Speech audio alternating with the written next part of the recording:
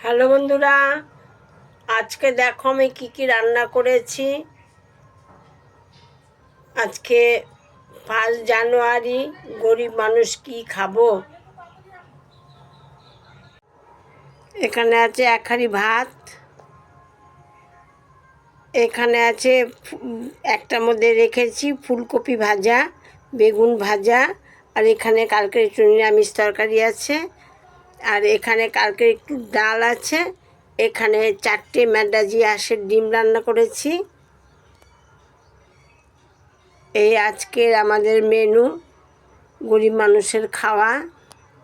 তোমাদের যদি ভালো লেগে থাকে অনেক অনেক লাইক কমেন্ট শেয়ার করো। টাটা।